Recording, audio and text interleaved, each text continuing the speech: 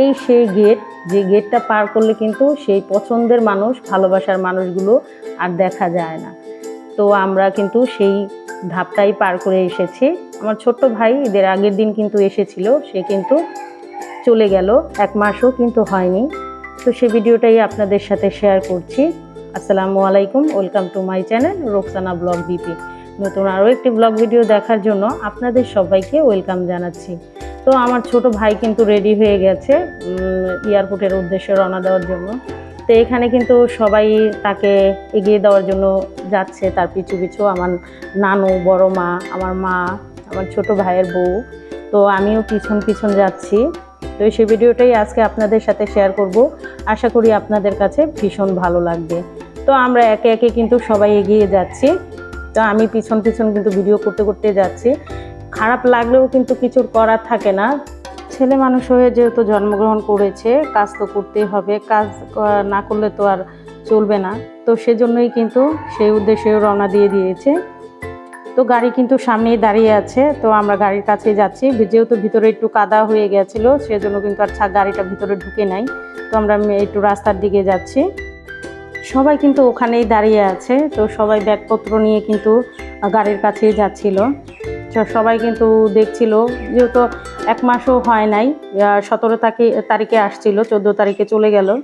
তো বেশি দিনও কিন্তু হয় নাই, 1 মাসও পুরো হয় নাই, না জানিয়ে চলে আসছিল। তো আমরা কিন্তু আসাতে খুবই এক্সাইটেড হয়ে গিয়েছিলাম, যেহেতু না জানিয়ে আসছে 2 বছর পর। তো না জানিয়ে আসলো আর হঠাৎ করেই চলে গেল। সবাই কিন্তু ভীষণ হতাশ, আমার আব্বু আম্মু সবাই কিন্তু খুবই খারাপ লাগছে, যেহেতু ছোট ছেলে।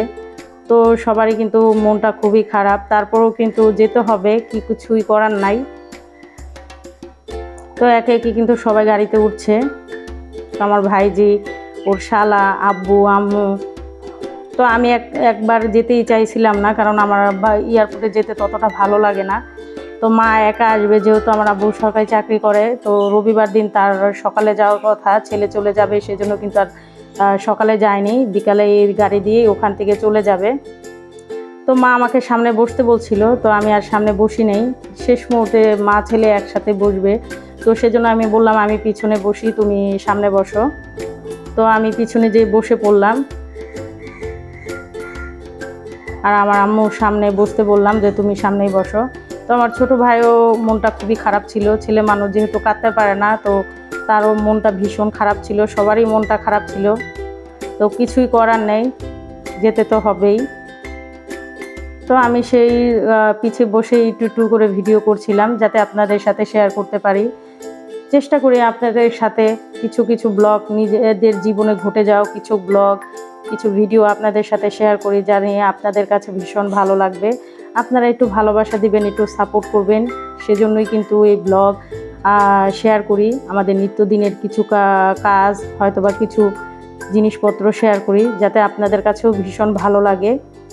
তো আমরা কিন্তু এয়ারপোর্টের কাছাকাছি চলে এসেছি। তো আমি একটু বাইরে সাইড দিয়ে ভিডিও করে নিচ্ছিলাম, সাইডে গাড়ি চলছিল। তো সেদিন কিন্তু অনেকটা জাম ছিল, তো আমরা অনেকটা ঘুরে এসেছি, যাতে জামের মধ্যে না পড়ি। তো আস্তে আস্তে আমাদের সন্ধ্যা হয়ে গেছিল। তো এখন কিন্তু এয়ারপোর্টের ভিতরে ঢুকছে, তো সেই ভিডিওটা আমি করে নিচ্ছি। আগে তো আপনার উপরেই উঠতে দিত না, এখন উঠতে দেয়, কিন্তু গাড়ি বেশিক্ষণ রাখতে দেয় না। 5 মিনিট 10 মিনিটের বেশি হলে গাড়ি পার্কিং করতে বলে। তো আমরা ওকে নামিয়ে দিয়ে আর বেশিক্ষণ দাঁড়াবো না, ওকে নামিয়ে দিয়ে আমরা চলে যাব, সেজন্য কিন্তু আর আমরা গাড়ি পার্কিং করি নাই। তো সাইডে আমি একটু ভিউটা শেয়ার করে নিচ্ছি, যেহেতু ওখানেও একটা নতুন এয়ারপোর্ট হয়েছে। তো ভীষণ সুন্দর, আর বাইরের লুকটাও কিন্তু ভীষণ সুন্দর লাগছিল, অনেক লাইটিং, দেখতেও কিন্তু ভালোই লাগছিল, খারাপ লাগছিল না। তো সেজন্যই কিন্তু পুরো ভিডিওটা আমি করে নিচ্ছি। তা আমাদের বেশি সময় লাগেনি, গাড়ির মাল সামানাগুলো নামাতে যতক্ষণ সময় লাগছে, তারপরেই কিন্তু পুলিশ চলে আসছিল, বলছিল যে গাড়ি সরিয়ে ফেলতে। তো ওকে ভিতরে না ঢুকিয়ে তো আর আমরা যেতে পারি না। তো আমরা বললাম যে গাড়িটা একটু সামনে নিয়ে রাখতে, আমরা মানে ওকে ভিতরে ঢুকিয়ে দিয়ে তারপরে আসবো। তো এটাই কিন্তু নতুন এয়ারপোর্ট করা হয়েছে, সাইডে যেটা দেখা যাচ্ছে। আর আমরা এখন পুরানো এয়ারপোর্টের উপরে উঠছি। তো লোকটা খুবই সুন্দর ছিল, আর সেদিন কিন্তু প্রচণ্ড ভিড় ছিল। প্রথম টার্মিনালের যে কয়টা ভিতরে ঢোকার গেট ছিল, সবগুলোতেই অনেক পরিমাণ ভিড় ছিল। আপনারা একটু খেয়াল করলেই কিন্তু বুঝতে পারবেন। তো এখন কিন্তু এক সাইড করে আমাদের গাড়িটা থামিয়ে দিয়েছে আর মাল সামানাগুলো নামানো হচ্ছে। তো আমার ভাই যায় কিন্তু একটা ট্রলি নিয়ে এসেছে মাল সামানাগুলো নেওয়ার জন্য। তো একে একে কিন্তু সবগুলো ব্যাগই নামিয়ে ফেলছে। তো সবগুলো ব্যাগই কিন্তু অনেক ভারী ছিল, যেহেতু 40 কেজির মতন ওয়েট নিতে পারবে, তো সেই অনুযায়ী কিন্তু প্যাকিং করে আনা হয়েছিল। সেই অনুযায়ী কিন্তু প্যাকিং করে আমরা নিয়ে এসেছিলাম। তো পরে প্রথমে ও কিন্তু চেক করে নাই ওর টিকিটগুলো যে কয় কেজি নিতে পারবে কিনা। পরে দেখে 30 কেজি ও বুকিং দিতে পারবে। তো আমাদের ছিল প্রায় 42-43 কেজির মতো।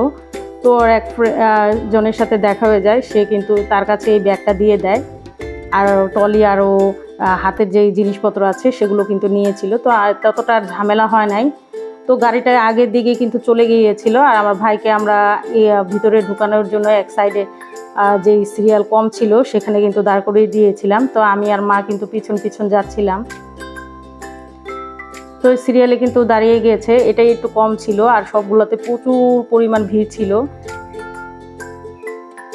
তো এক এক করে কাগজ দেখাচ্ছে আর কিন্তু ভিতরে ঢুকতে দিচ্ছে। তো আমার ভাইও চেক করছিল কাগজগুলো সব ঠিক আছে কিনা। তো আলহামদুলিল্লাহ ও যে কিন্তু পৌঁছেও আমাদের ফোনও দিয়েছিল। তো যেহেতু ভিডিওটা আমি পরে শেয়ার করছি সেজন্য কিন্তু আগে আপনাদের বলে দিতে পারছি। তো রাতে 8টার দিকে আমাদের ফোন দিয়েছিল যে পৌঁছে গেছে।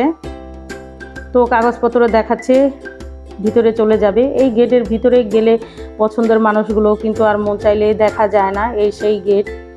তো মা তো প্রচুর কান্না করছিল। তো আমরা ওকে ভিতরে ঢুকিয়ে দিয়ে কিন্তু গাড়ির কাছে চলে এসে বাড়ির উদ্দেশ্যে রওনা দিই। সবাই ভালো থাকবেন, সুস্থ থাকবেন, আল্লাহ হাফেজ।